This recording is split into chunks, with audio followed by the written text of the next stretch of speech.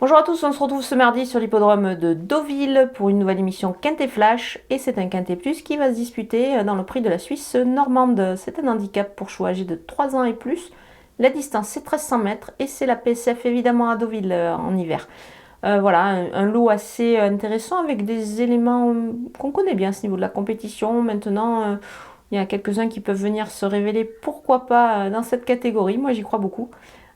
Justement, je crois beaucoup en certains éléments, donc, mais on va voir tout ça avec mon analyse.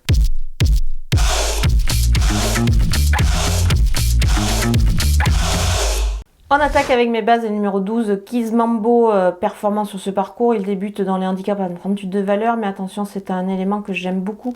Jugé sur ces lignes dans des courses à conditions, ça s'annonce quand même plutôt pas mal. Je pense même qu'il peut, pourquoi pas, s'imposer d'entrée de jeu ici. En plus, la corde 3, c'est extra sur ce tracé, donc il a pas mal de choses pour lui. Le numéro 8, Freja, elle est efficace et en forme et compétitive à cette valeur. Avec l'as à la corde, c'est plutôt intéressant également. On va pouvoir bénéficier d'une bonne course. À mon avis, elle va pas taper loin ici. Pour moi, c'est vraiment une première chance. Le numéro 6, Sarah Spring, pardon. J'aime bien. Elle devrait confirmer ici dans cette épreuve-là, surtout sa récente tentative. C'était dans un handicap également. Elle se plaît sur la distance. Elle se plaît sur la distance, mais également sur la surface, qui a sa préférence quand même. Donc voilà, ça fait pas mal de choses pour elle. Ça fait partie des chances, des premières chances de la course.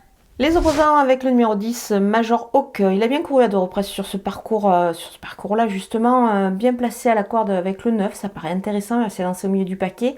Moi je pense qu'il devrait pouvoir en profiter et disputer un rôle actif à l'arrivée de cette épreuve. Le numéro 3, Pedrito, évidemment on le connaît bien à ce niveau-là, il a été relevé logiquement après son succès dans un handicap, là il revient dans cette catégorie après un échec dans une liste. C'était un petit peu, la marche était un petit peu trop haute pour lui dernièrement. Moi, je pense qu'il mérite crédit, surtout sur ce tracé-là. Le numéro 1, Bailey Blues, il a pris 3 kilos sur sa récente victoire. C'était sur ce parcours précisément. Voilà, moi, je pense qu'il devrait pouvoir profiter de sa relative fraîcheur qu'il a maintenant. Il devrait encore bien courir, mais maintenant, à ce poids-là, ça sera plus pour une place. Le numéro 13, Charlotte B, une bonne corde de 6 ici, et une distance aussi qui lui convient. Certes, en 38 de valeur, sa marge n'est pas énorme, mais bon, on va le surveiller de près quand même, elle dépend d'un entraînement redoutable, c'est celui d'André Fabre. Mon coup de poker, c'est le numéro 5, Investisseur. Il a pris 10 kilos en 3 succès. C'est énorme, mais on peut dire que ce cheval, ses limites sont quand même inconnues ces derniers temps. Donc je tente encore le coup avec cet élément-là. La distance et la surface, c'est extra pour lui. On va miser sur sa forme. Alors certes, le bémol, c'est le 16 à la corde, mais bon, on va faire confiance à son jockey pour qu'il connaît bien, pour lui donner le meilleur des parcours. Et voilà, moi, je pense que ça peut être amusant à l'arrivée de cette épreuve.